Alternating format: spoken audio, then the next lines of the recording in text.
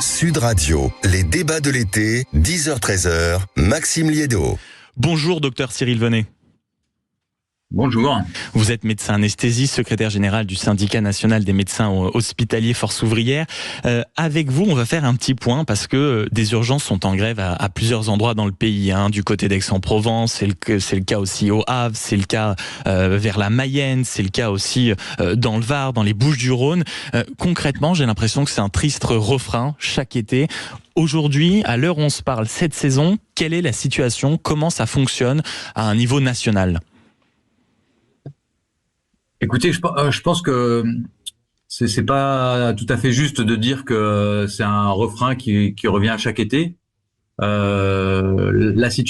a une cinétique quand même dans cette situation, c'est-à-dire qu'il y a une dégradation progressive. Je voudrais citer deux chiffres, si vous me permettez.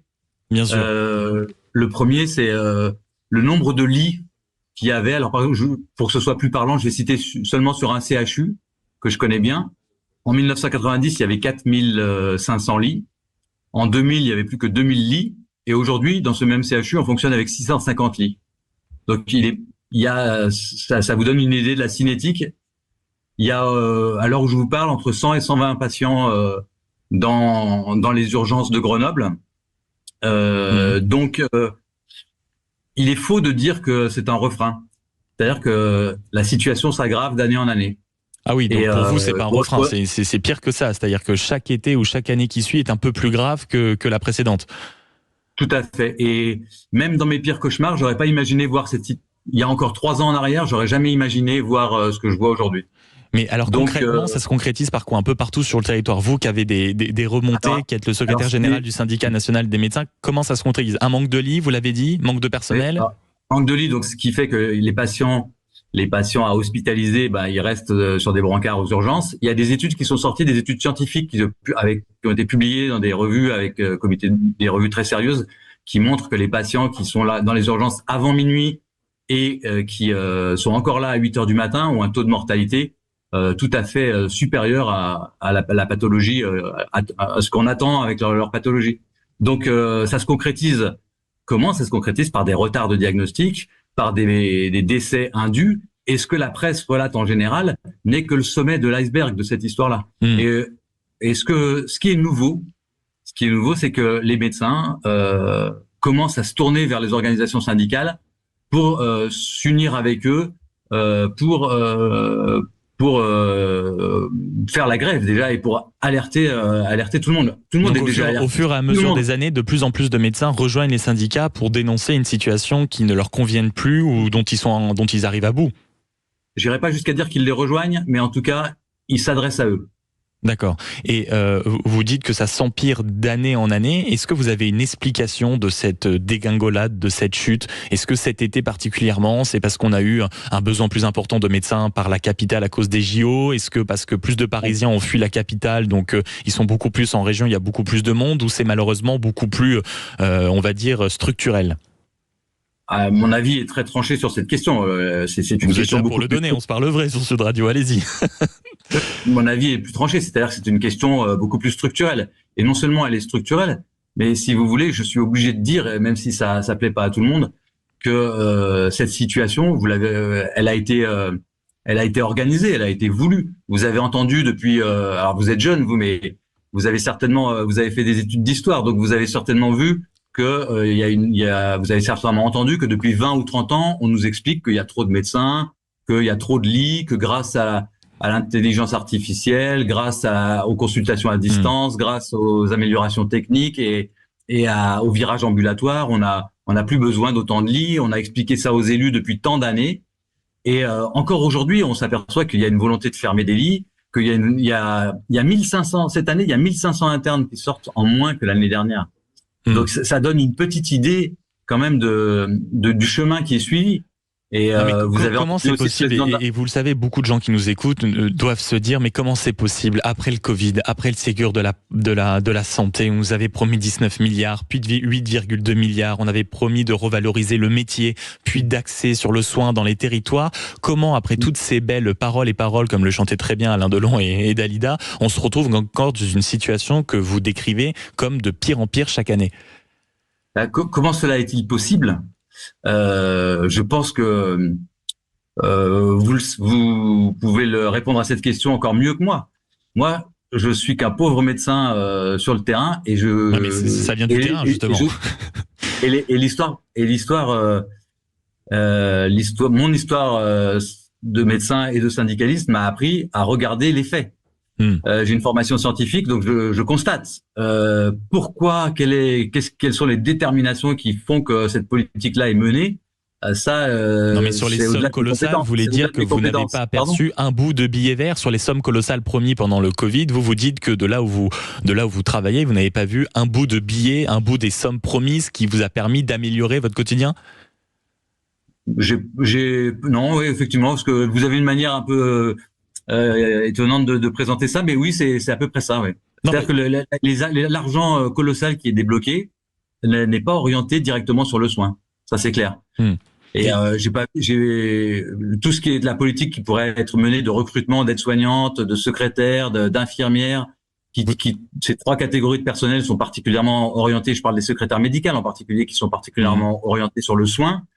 Vous n'en voyez pas la couleur. Non, on voit pas et on m'a plutôt souvent expliqué dans ma carrière, vous n'y pensez pas, docteur, ça coûte trop cher.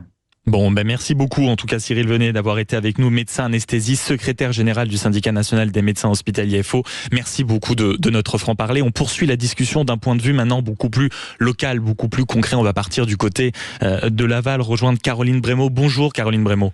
Bonjour Maxime. Merci beaucoup d'être avec nous. Vous êtes médecin urgentiste à Laval, membre du mouvement des Gilets Blancs Santé. C'est vous qui l'avez créé.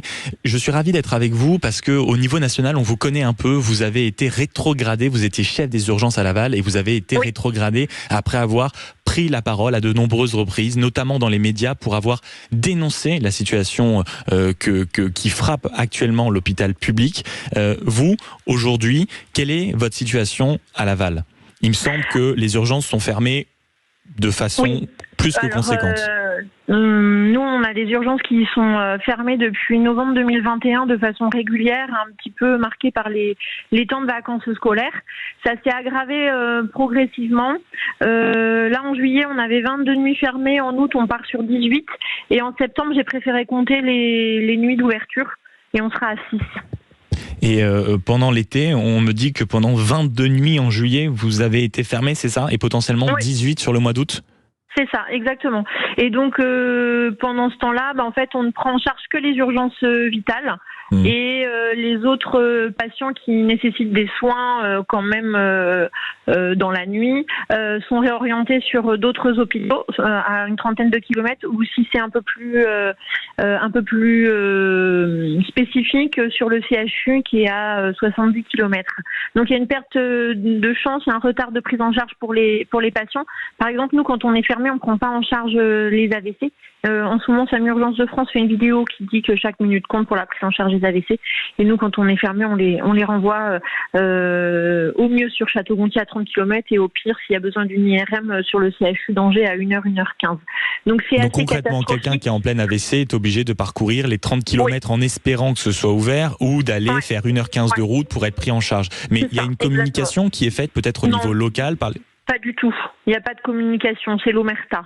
Et il faut pas trop communiquer parce que c'est délétère pour l'attractivité. Mais là, récemment, en fait, ça date. On a eu une réunion avant les vacances et puis c'était un peu des paroles qui n'étaient pas posées sur le papier. Mais hier, mon chef de service m'a envoyé un mail. La direction et l'ARS ont trouvé une solution pour les ouvertures des urgences. Ils proposent de fermer le SAMU. Donc là, de fermer le SAMU local. Oui, de fermer le SAMU local, ouais. Et donc le médecin qui régule soit posté aux urgences. Donc c'est catastrophique parce que le temps de décrocher chaque minute compte pour un appel. Et si c'est le 49, notre CHU de référence, qui doit absorber tous nos appels, ils seront pas en capacité d'avoir un décroché qui normalement doit être dans les 30 secondes. Donc concrètement, là, ça veut dire que... Des morts, c'est clair. Donc, clair, on va avoir des morts. On va avoir des morts. Concrètement, ça veut dire que si quelqu'un demain est en crise grave ou potentiellement fait un AVC, d'ici visiblement au cœur de l'été, il n'y aura pas une capacité de prise en charge suffisante, c'est ce que vous nous dites? Non, oui, c'est ça, exactement. Exactement. Et c'est une situation qui existe dans d'autres départements. Enfin, Cyril l'a bien expliqué. Je partage point par point tout ce qu'il a dit. Et il y a un abandon complet du système de santé et particulièrement du service public. On ne nous aide pas depuis toutes ces années. Il y a eu pour des différentes raisons une réforme de l'internat, ce qui fait qu'il y a des internes qui ont décidé de redoubler et ce qui fait qu'il y a 10 500 internes qui ne prendront pas leur poste au mois de novembre. Il y a quelques années, on a réformé, je pense pour des raisons d'ego, les études de médecine d'urgence, ce qui fait qu'on a eu une année où il n'y a aucun médecin urgentiste de sortie. Et on fait la même chose pour la médecine générale. Donc je ne sais pas si c'est l'année prochaine ou un peu plus tard, mais il y aura une année blanche où on ne sortira aucun médecin généraliste parce qu'on a rallongé les études d'un an.